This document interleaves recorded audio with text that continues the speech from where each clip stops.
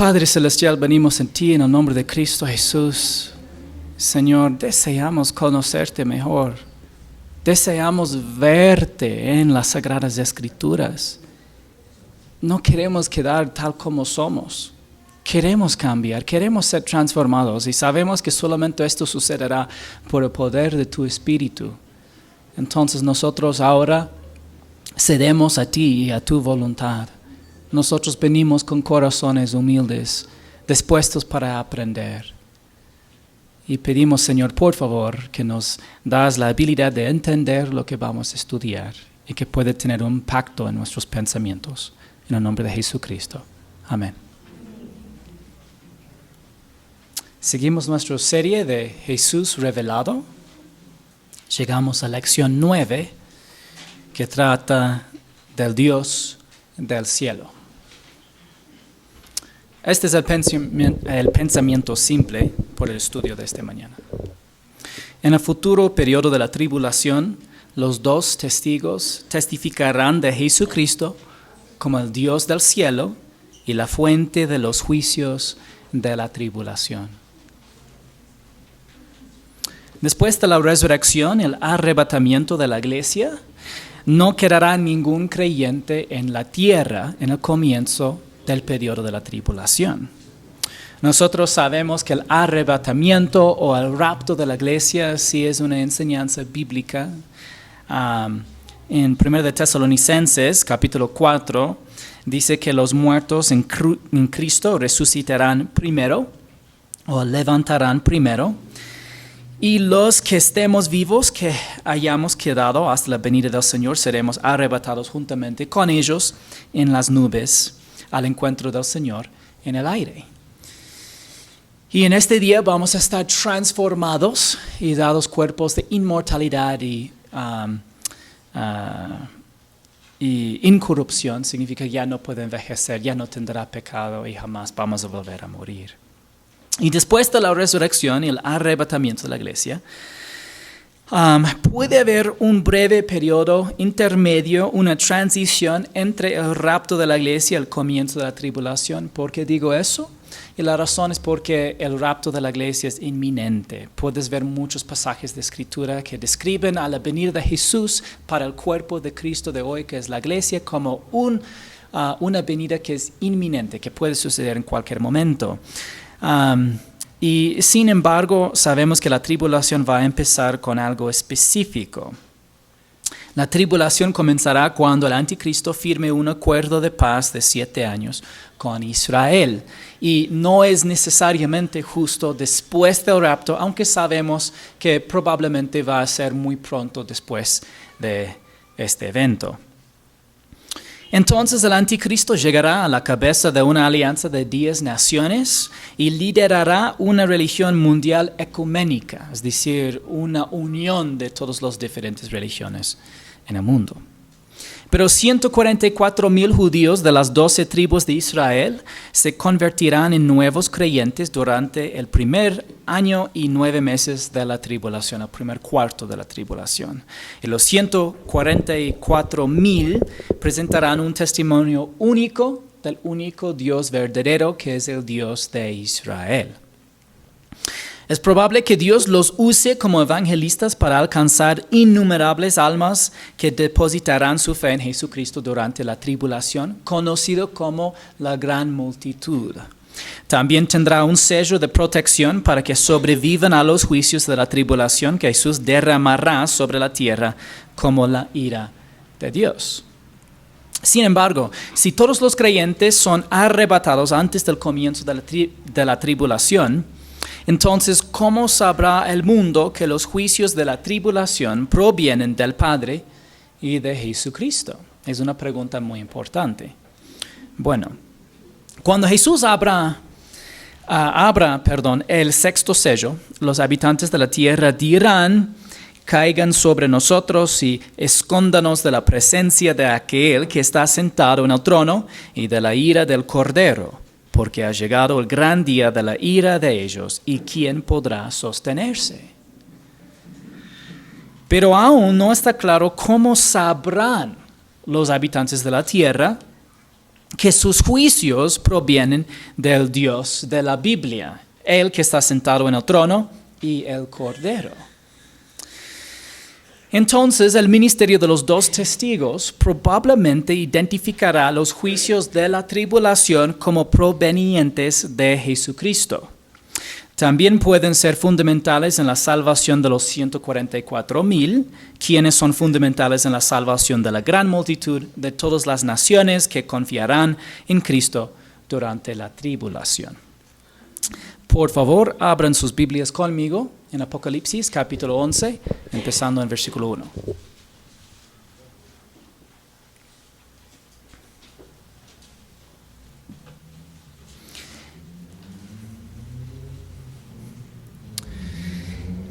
Me fue dada una caña de medir, unos 3 metros, semejante a una barra, y alguien dijo, levántate y mire el templo de Dios y el altar, y a los que en él adoran. Bueno, actualmente estamos estudiando el segundo paréntesis del libro de Apocalipsis. Hemos visto que capítulo 6 es la ira de Dios, al menos el comienzo de la ira de Dios. Capítulo 7, paréntesis con más información acerca de la salvación de los 144,000 y la gran multitud. Capítulos 8 y 9, la ira de Dios continúa, las plagas o juicios sobre la tierra. Y en capítulos 10 al 14, paréntesis con más información. En el capítulo 11, Jesús le revela a Juan información sobre 2 personas claves en el futuro día profético del Señor. Aunque los capítulos 10 al 14 son en su mayoría entre paréntesis, veremos principalmente detalles que tratan del punto medio de la tribulación, lo que da credibilidad a la interpretación de que los 7 sellos y las 7 trompetas de los capítulos 6, 8 y 9 cubren los eventos de la primera mitad del periodo de 7 años de tribulación. Espero que me podían seguir en este pensamiento. Pero tenemos que seguir. Entonces, aquí menciona el templo de Dios. ¿Qué es el templo de Dios?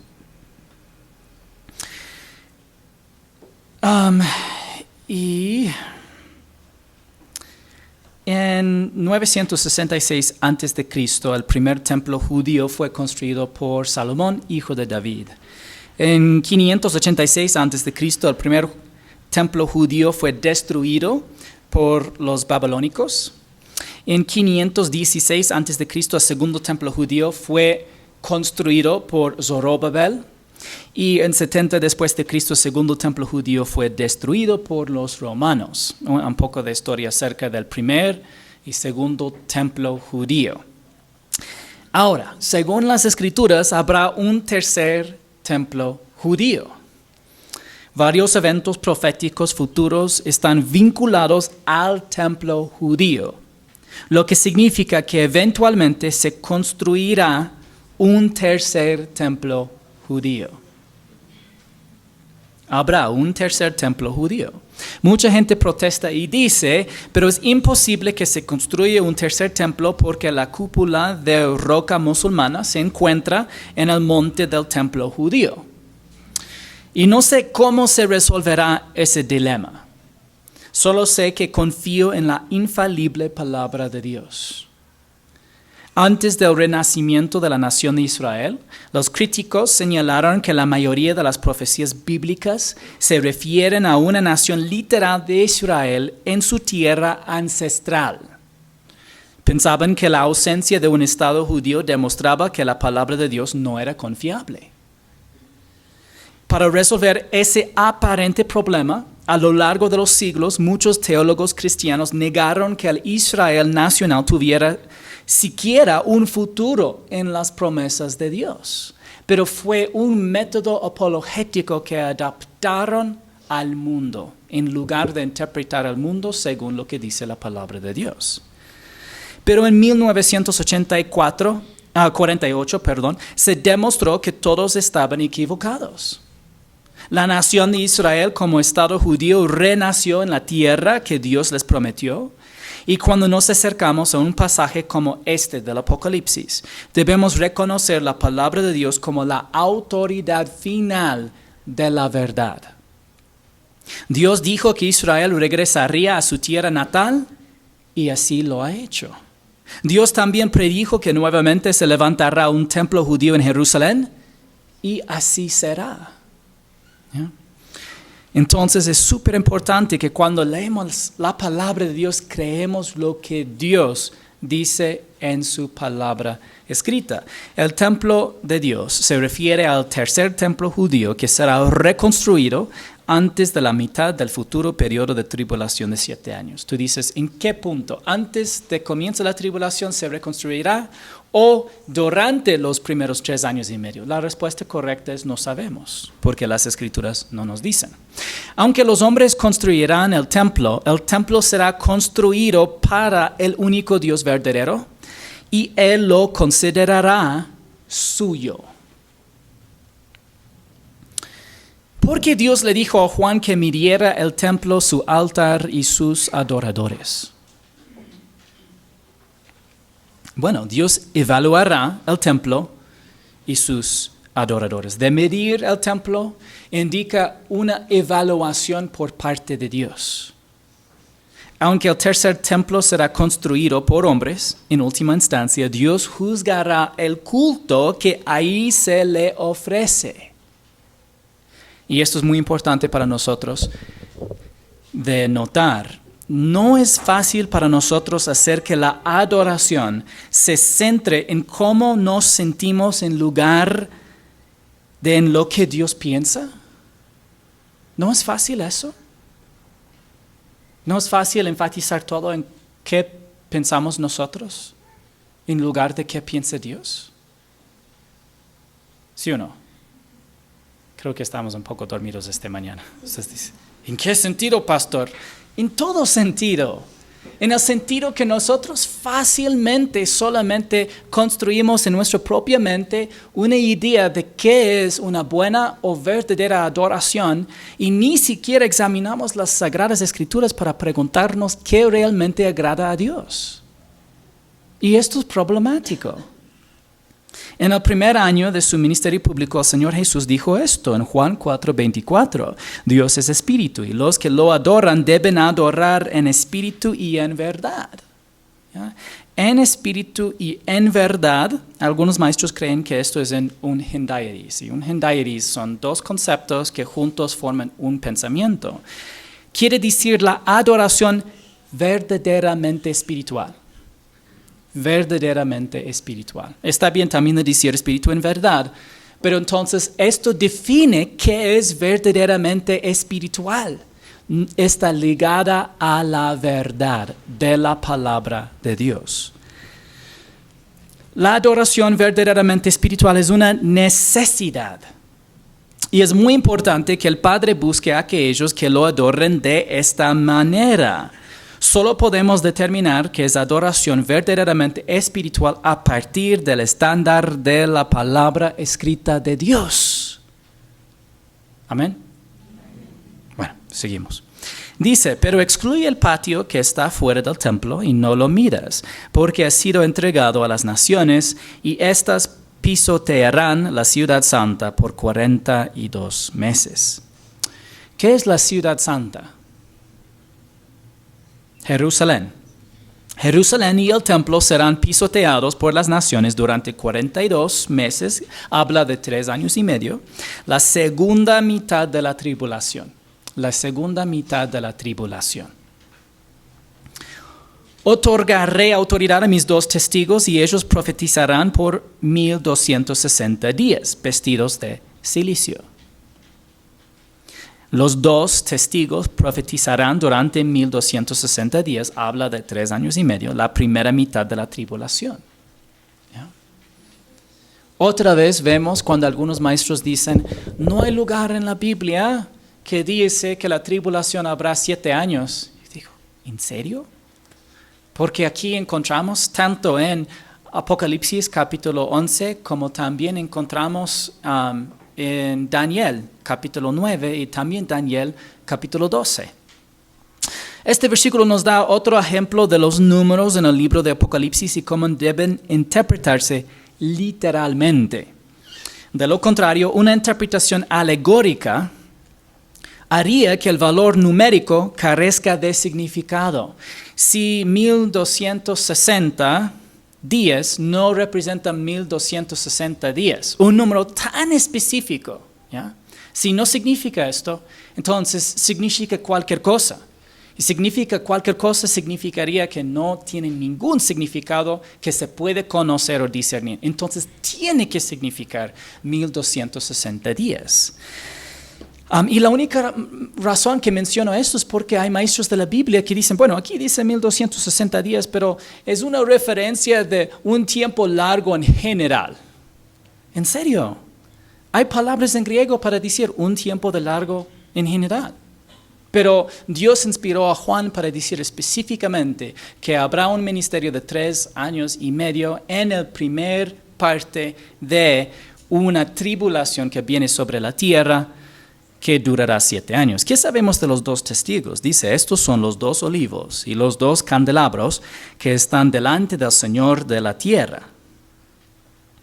En la mente judía, ¿a qué se refiere los 2 olivos? Es la pregunta importante, porque Juan no nos dice más. Bueno, Zacarías 4, 11 al 14 dice esto. Entonces le pregunté, Zacarías, a un ángel, ¿qué son estos 2 olivos a la derecha y a la izquierda del candelabro? Hablé por segunda vez y le pregunté, ¿qué son las 2 ramas de olivo que están junto a los 2 tubos de oro que vierten de sí el aceite dorado? Él está hablando de una visión muy complicada que vio y no vamos a ver toda esta visión, pero vamos a llegar al punto. Su pregunta al ángel y me respondió, ¿no sabes qué son estos? Yo le contesté, no, Señor mío. Entonces él dijo, estos son los 2 ungidos que están de pie junto al Señor de toda la tierra. Entonces los 2 olivos representan los 2 ungidos que están de pie junto al Señor de toda la tierra.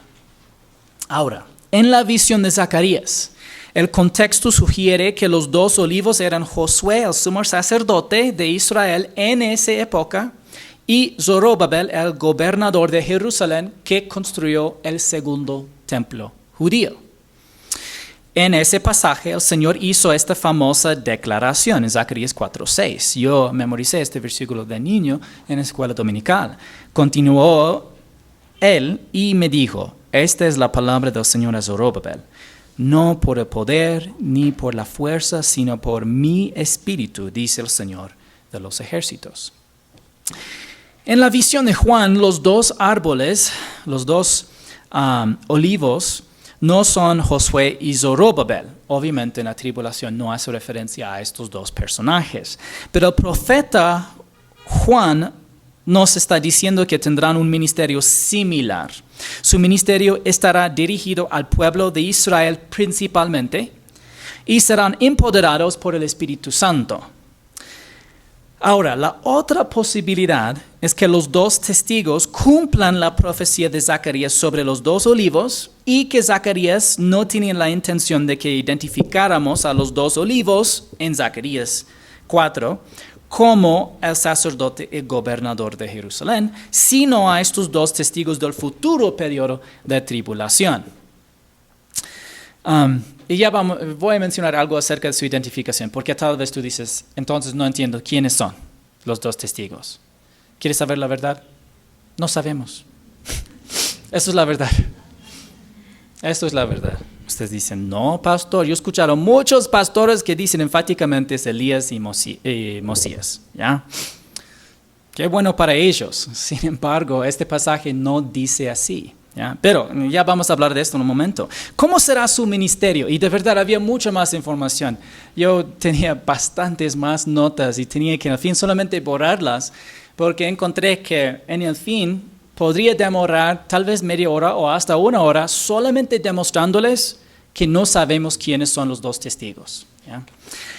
Pero Apocalipsis 11, 5 al 6 dice, si alguien quiere hacerles daño, de su boca sale fuego y devora a sus enemigos. Así debe morir cualquiera que quisiera hacerles daños. Muy serio, ¿no?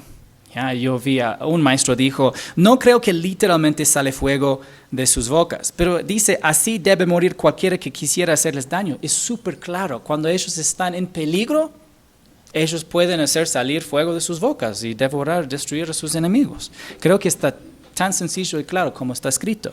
Ellos tienen poder para cerrar el cielo a fin de que no llueva durante los días en que ellos profeticen, y tienen poder sobre las aguas para convertirlas en sangre y para herir la tierra con toda suerte de plagas todas las veces que quieren. ¿Quiénes son los dos testigos? Ya, la pregunta ahora. Aunque los dos testigos demuestran poderes similares a los de Moisés y Elías del Antiguo Testamento, tienen que recordar que Juan personalmente vio a Moisés y Elías en el monte de la transfiguración. Y él fácilmente podía haber apuntado a los dos hombres en este momento. Él pudo haber dicho, son los mismos que yo vi cuando estaba con Jesús en el monte de la transfiguración. Era Elías y Moisés. ¿Ya? Pero no nos dice nada acerca de la identidad de estos dos hombres. Esto no descarta Elías y Moisés, pero sí demuestra de que Apocalipsis está identificando tantos personajes que fácilmente Juan pudo haber apuntado a estos dos hombres si quisiera. Se desconoce la identidad de los dos testigos, incluso pueden ser nuevos creyentes durante la tribulación. Esta es la conclusión de Arnold Fruchtenbaum, un muy buen maestro judío mesiánico. Este versículo nos da otro ejemplo de los, una cosa que quería también mencionar es acerca de Elías. Es muy probable que el ministerio de Juan el Bautista no cumplió completamente el papel profético de Elías de venir antes del Mesías mismo en el establecimiento del reino. ¿Y por qué? Decían que él sí vino en el espíritu y poder de Elías, pero Jesucristo dijo específicamente, Él es el Elías si es que tú aceptes. ¿Ya? Pero como rechazaron a Jesús, hay buenas razones de pensar que todavía tiene que volver. Esta es la razón principal que la mayoría de los maestros creen que al menos uno de los dos testigos tiene que ser Elías, pero no es necesariamente el caso. También es posible que Elías sí mismo tendrá un ministerio en el futuro periodo de tribulación aparte de los dos testigos. O hay la posibilidad que hayamos malinterpretado lo que dijo Jesús cuando Él dijo que sí, viene el Mesías y vendrá, y después Él dijo que ya ha venido en el sentido del ministerio de Juan. Tal vez simplemente estaba diciendo que está cumplido la profecía de Malaquías en su totalidad, aunque creo que esto no es muy probable. Tú dices, ¿qué significa todo esto, pastor? Solamente significa no sabemos exactamente qué pasa con Elías en el futuro periodo de tribulación. Y otra vez, podía pasar una hora completa para demostrarles el hecho de que hay incertidumbre acerca de ese tema. Ahora, la mayoría de los maestros prefieren simplemente encajar una enseñanza en una categoría para poder tener una solución de algo que no entienden. Lo que vemos en el libro de Apocalipsis es que hay muchas cosas que Dios apunta específicamente para que entendiéramos el plan profético de Dios para el futuro. Y Dios dice, tal es como será. Pero hay otras cosas en que Dios no nos da todos los detalles, solamente tenemos ideas generales en lo que probablemente sucederá en el futuro, basada en sus profecías, porque no entendemos completamente muchas cosas hasta que se cumplen. Cuando ya se ve en el momento siendo cumplido, es obvio. Pero solamente quiero decir que tal vez aunque nos da un poco más confort de poder decir exactamente, por ejemplo, quiénes son estos dos hombres tan importantes, Dios tiene una razón para dejar información no explicada tal como tiene una razón para darnos información explicada completamente. Lo que es importante para los creyentes es lo que Dios sí dice de creer. ¿Tiene razón? Tal vez no. Vamos a seguir. Bueno, cuando hayan terminado de dar su testimonio, la bestia que sube del abismo hará guerra contra ellos, los vencerá y los matará. Ahora, ¿quién es la bestia que se sube del abismo? Él es el cuerno pequeño de capítulo 7 de Daniel. Él es el príncipe que ha de venir del capítulo 9 de Daniel. Él es el rey de Daniel, capítulo 11, versículos 36 al 45. Él es el hombre de pecado de 2 de Tesalonicenses. Él es el anticristo de 1 de Juan, capítulo 2. En todo el libro de Apocalipsis se llama la bestia. La palabra de Dios predice que un hombre específico será empoderado por Satanás, ascenderá al poder sobre una alianza de 10 naciones, encabezará un sistema político, económico, militar y religioso mundial, perseguirá a los creyentes durante el periodo de la tribulación y matará a los 2 testigos. Vamos a estudiar acerca de este personaje en más detalle cuando llegamos a Apocalipsis capítulo 13. Ahora, ¿por qué Juan describe la bestia subiendo del abismo? Creo que para muchas personas esto ha causado confusión. El abismo es una prisión para los ángeles caídos encarcelados y eventualmente será la prisión de Satanás durante el milenio. Debido a que Satanás no reside en el abismo, yo creo que no es exacto decir que el abismo es la morada de Satanás. Yo conozco algunos maestros que yo respeto, buenos profesores de la Biblia, y hacen referencia al abismo como la morada de Satanás, y de verdad no entiendo por qué dicen esto. Aunque creo que es basada en la confusión, probablemente, por ejemplo, en pasajes así.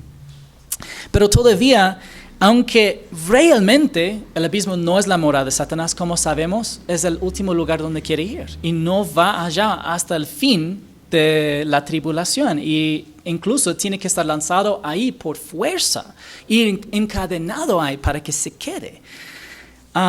Pero está asociado con este lugar porque en el fin es una forma de juicio de Dios sobre tanto Satanás como sus ángeles caídos, como ya vimos un gran número de ángeles caídos que están ya encarcelados ahí y que habrán sueltos en el tiempo de la tribulación en el futuro.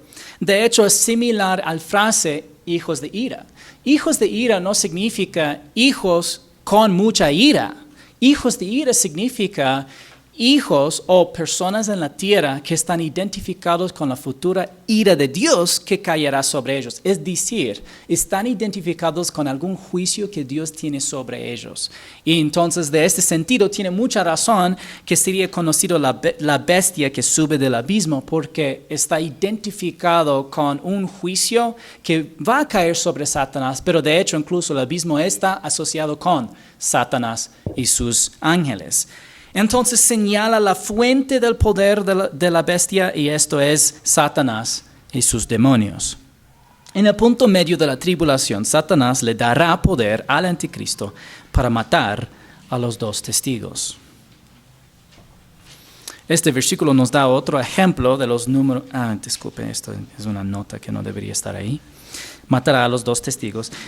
Dice en versículo 8, sus cadáveres estarán en la calle de la gran ciudad, que simbólicamente se llama Sodoma y Egipto, donde también su Señor fue crucificado. ¿Dónde fue crucificado Jesús? En Jerusalén, justo afuera de la ciudad.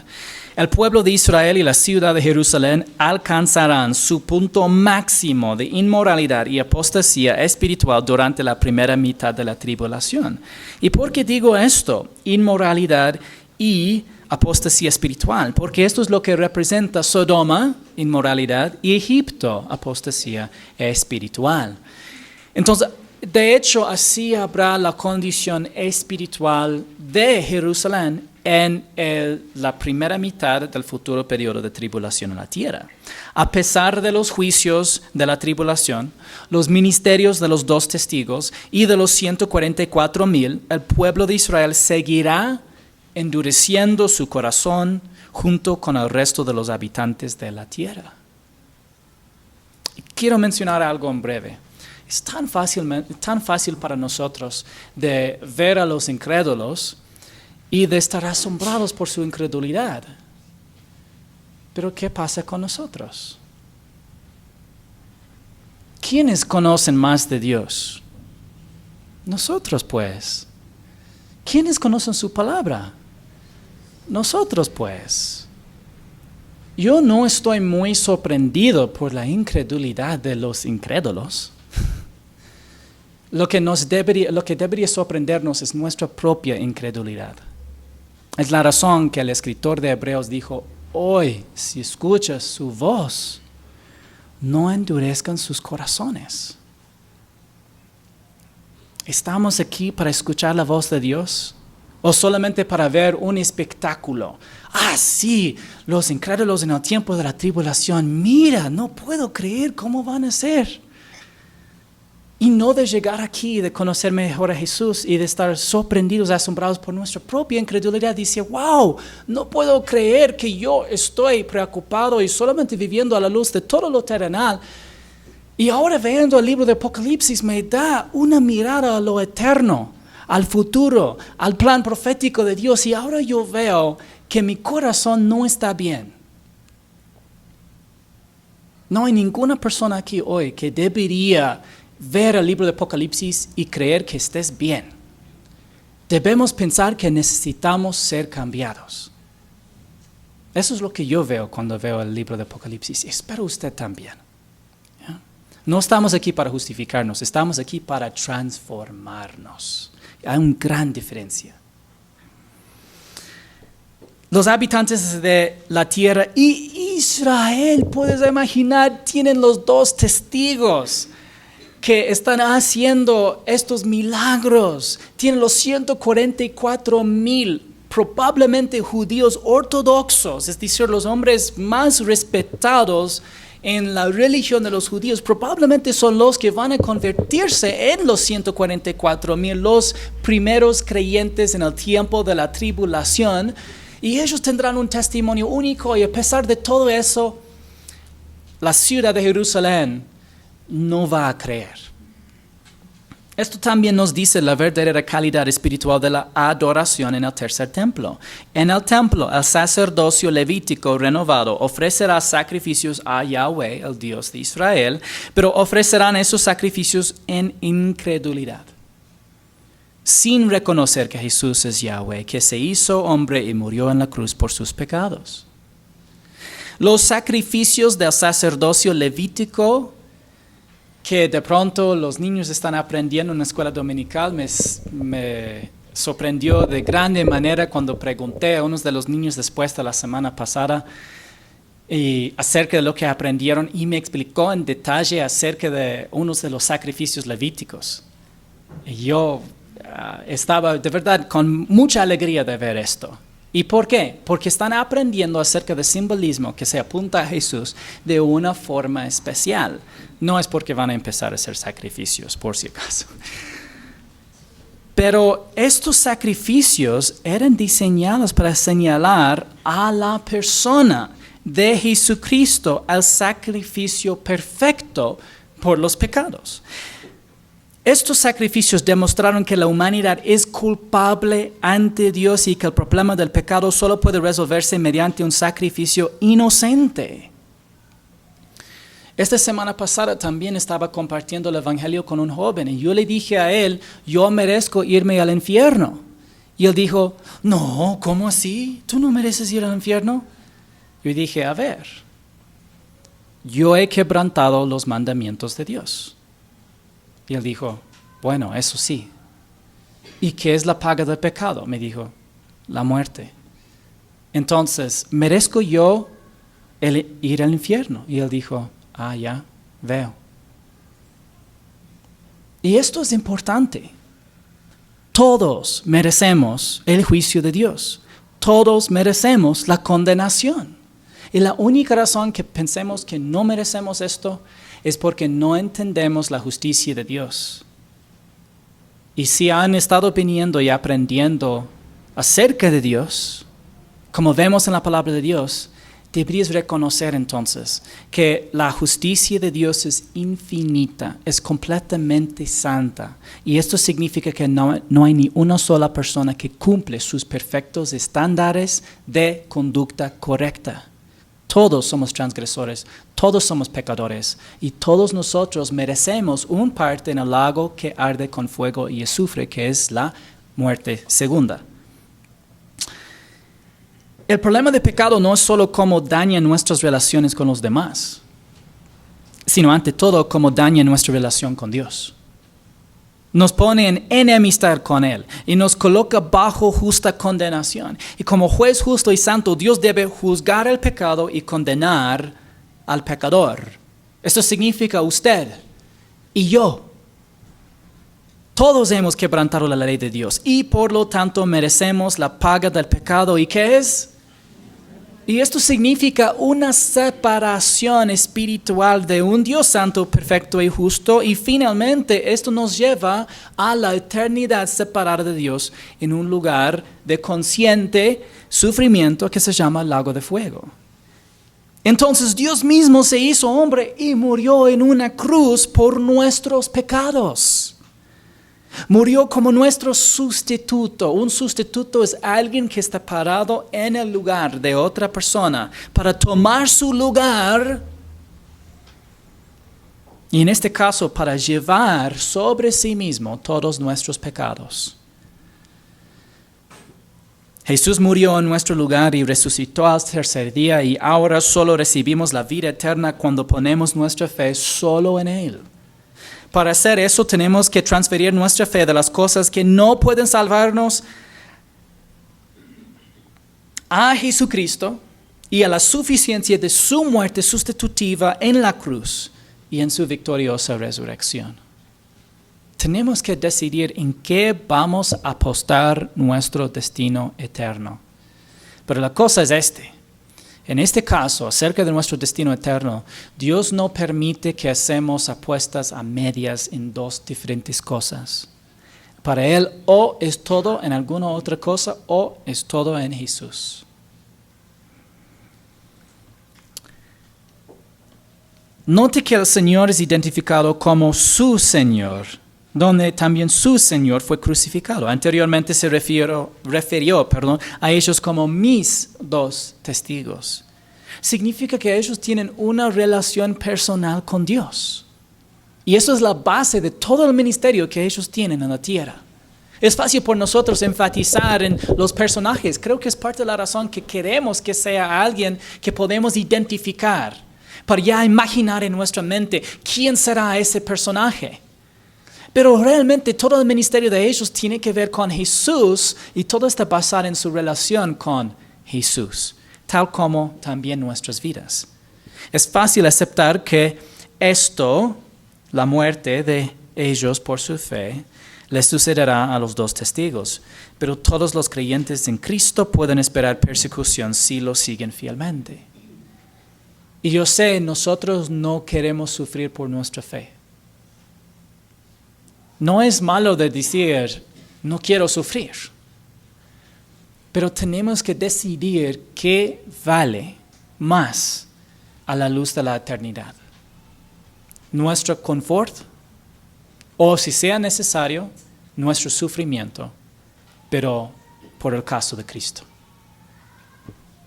Dice en Juan 15, 18 al 21, si el mundo los odia, sepan que me ha odiado a mí antes que a ustedes. Si ustedes fueran del mundo, el mundo amaría lo suyo, pero como no son del mundo, sino que yo los escogí de entre el mundo, por eso el mundo los odia.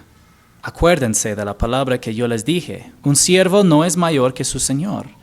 Si me persiguieron a mí, también los perseguirán a ustedes. Si guardaron mi palabra, también guardarán la de ustedes. Pero todo eso les harán por causa de mi nombre, porque no conocen a aquel que me envió, no tienen una relación con Dios. Debido a una caracterización errónea del ministerio público de Jesús, muchos cristianos hoy imaginan que serán aceptados por otros si siguen los pasos del Salvador. Ellos piensan, si realmente estoy viviendo como Jesús, entonces realmente la gente responderán bien. Hermanos, ¿esto es lo que enseña la Biblia? No, eso es lo que enseña la cristianidad popular moderna. Jesús prometió a los discípulos algo bastante diferente. Y no estoy diciendo que buscamos de que la gente nos puede odiar por ser cristianos. No digo que debemos ser ofensivos o orgullosos. Obviamente esto es problemático. Pero es súper importante que nosotros podemos poner la misma pregunta que hizo Charles Spurgeon, en que él dijo, ¿esperas ser honrado en el mundo donde tu Señor fue crucificado? Vamos a ser honestos. Vamos a ser honestos con nosotros mismos por un momento. Creo que la mayoría de nosotros, y yo mismo soy culpable, esperamos eso. Esperamos que el mundo va a reconocer algo diferente en nosotros, que van a responder, que van a sentir amados. Crucificaron al mismo Salvador, mientras que Él estaba muriendo por sus pecados, lo burlaron. Y no estoy diciendo que salimos de aquí hoy diciendo, bueno, listo, alguien me va a tratar mal. Soy cristiano y soy un buen cristiano, me van a tratar mal. No estoy diciendo esto, pero estoy diciendo que debemos tener las expectativas correctas, y es que todos los que desean vivir piadosamente en Cristo Jesús sufrirán persecución. Esta es la realidad, y eso es lo que advirtió todos los apóstoles. ¿Ya? De alguna manera, los acontecimientos de la vida de Cristo se repetirán en la vida de los dos testigos. El Señor Jesús realizó milagros durante 3 años y medio. También lo harán los dos testigos. La mayoría del pueblo de Israel rechazó al Señor. Y tristemente la mayoría también los rechazará. Dice, gente de todos los pueblos, tribus, lenguas y naciones contemplarán sus cadáveres por 3 días y medio, y no permitirán que sus cadáveres sean sepultados. Los que moran en la tierra se regocijarán por ellos y se alegrarán, y se enviarán regalos unos a otros, porque estos 2 profetas habían atormentado a los que moran en la tierra. Que la gente se regocije por su muerte, incluso la celebre intercambiando regalos, muestra la profundidad de la maldad de los habitantes de la tierra y su hostilidad hacia Dios. También probablemente demuestra que el pueblo principalmente va a culpar a los 2 testigos, porque van a ver el poder de hacer plagas, y los 2 testigos van a directamente decir que las plagas o los juicios que están cayendo sobre la tierra vienen del Dios de Israel, Jesucristo. Apocalipsis 11, 11 y 12 dice, pero después de los 3 días y medio, el aliento de vida de parte de Dios vino a ellos y se pusieron en pie, y gran temor cayó sobre quienes los contemplaban. Entonces ellos oyeron una gran voz del cielo que les decía, suben acá, y subieron al cielo en la nube, y sus enemigos los vieron. Así como el Señor estuvo 3 días en el sepulcro y luego resucitó, los 2 testigos estarán 3 días y medio en las calles de Jerusalén para luego resucitarse de entre los muertos y ser arrebatados al cielo. Este acontecimiento tendrá un efecto dramático en la mayoría del pueblo judío. En aquella misma hora hubo un gran terremoto y la 10ª parte de la ciudad se derrumbó y 7,000 personas murieron en el terremoto, y los demás, aterrorizados, dieron gloria al Dios del cielo. Y ahora, muchos maestros no ven muy significativa este versículo. Sin embargo, la muerte y resurrección de los 2 testigos y el terremoto en Jerusalén pondrán en movimiento un cambio de corazón en el pueblo de Israel. Deberíamos sorprendernos al leer la respuesta de los habitantes de Jerusalén. ¿Y por qué? 2 veces ya hemos visto la respuesta de los habitantes de la tierra a los juicios de Dios, y a la segunda vez apunta específicamente Juan que rehúsan arrepentir. Aunque vemos a grupos de gente redimida, sí, esta es la primera vez que está vinculado un juicio de Dios y una respuesta directa positiva del pueblo.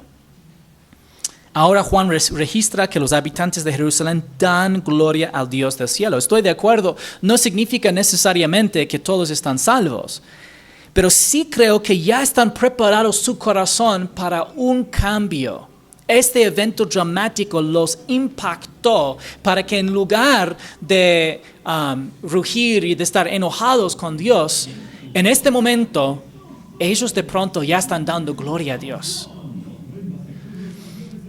Dice en versículo 14, el segundo ay ha pasado, pero el tercer ay viene pronto. El terremoto en Jerusalén, que destruye 1/10 de la ciudad y mata a 7,000 personas, marcará el segundo ay del periodo de la tribulación. El séptimo ángel tocó la trompeta y hubo grandes voces en el cielo que decían, el reino del mundo ha venido a ser el reino de nuestro Señor y de su Cristo. Él reinará por los siglos de los siglos. Ahora es difícil leyéndolo en español para identificar esta frase, pero el coro Aleluya del Mesías de Handel destaca estas palabras. ¿Han escuchado? And he shall reign forever and ever. No canto bien, pero no han escuchado. Vaya y busca Handel's Messiah, ¿ya? O Mesías se escribe Handel, Handel. Es una canción famosísima. Y muy hermosa. Y cuando se escucha, va a llenar su corazón con alegría. Y está sacado directamente de este pasaje, exactamente estas palabras, esta alabanza, al final de una sinfonía que fue escrito específicamente para la adoración de Jesús. Y va desde la creación hasta la segunda venida de Jesucristo.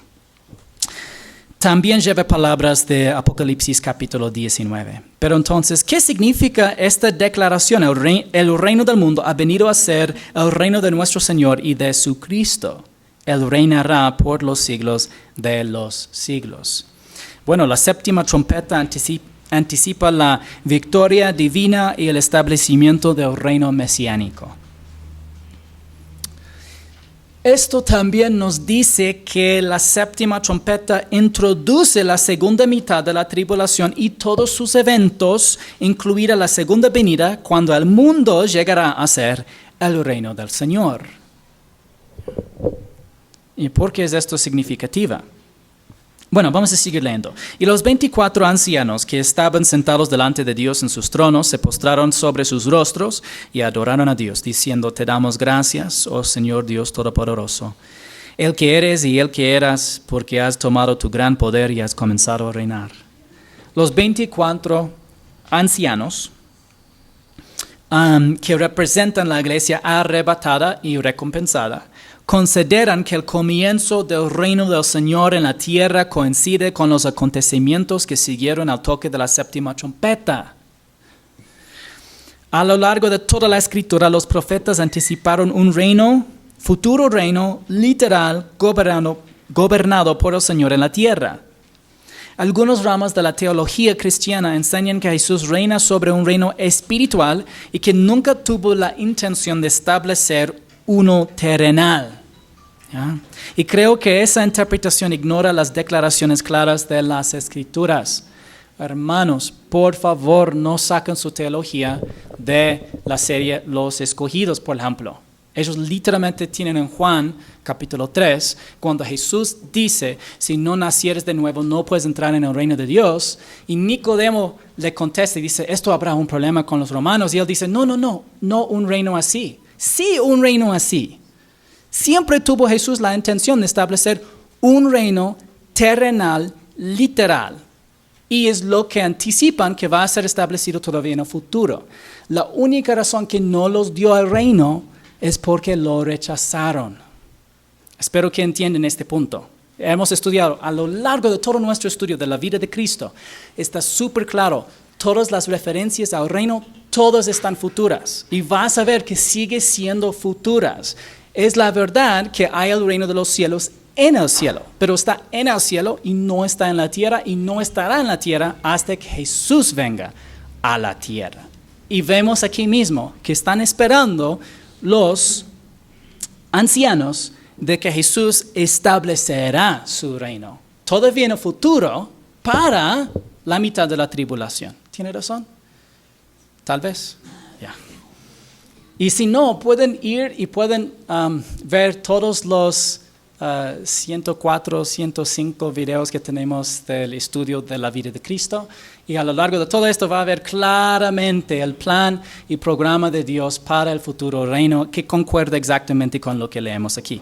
Las naciones se enfurecieron y vino tu ira y llegó el tiempo de juzgar a los muertos y de dar la recompensa a tus siervos los profetas, a los santos y a los que temen tu nombre, a los pequeños y a los grandes, y de destruir a los que destruyen la tierra.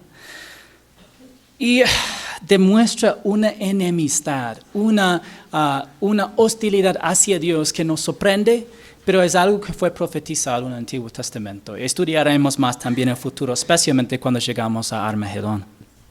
El templo de Dios que está en el cielo fue abierto, el arca de su pacto se veía en su templo, y hubo relámpagos, voces y truenos, y un terremoto y una fuerte granizada. Aquí se contrasta el templo terrenal y templo celestial. Dentro del templo celestial de Dios existe el arca de su pacto, la cual fue copiada por Moisés y los hijos de Israel bajo instrucción del Señor. Al leer el libro de Apocalipsis, vemos que Jesús no se distancia de su pueblo Israel y de las promesas que le hizo. Incluso en la grande incredulidad del pueblo de Jerusalén en el futuro periodo de tribulación. En realidad, muchos de los acontecimientos del futuro día profético del Señor se centran en su pueblo Israel. Los dos testigos vincularán los desastres de la primera mitad de la tribulación a la persona de Jesucristo. Los habitantes de la tierra culparán a los dos testigos de las plagas de la tribulación y celebrarán su muerte.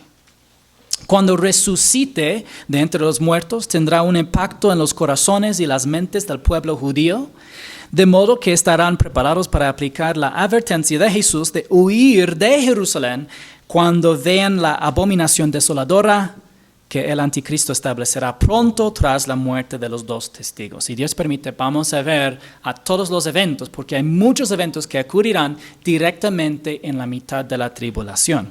¿Qué impacto deberían tener estas verdades en nosotros? Bueno, debemos responder como los 24 ancianos. Alabanza y acción de gracias a Jesucristo por su obra de salvación en la cruz, su fidelidad a su pueblo Israel, su plan para la historia humana y también nuestra parte en ella. Todo lo que respira, alabe al Señor.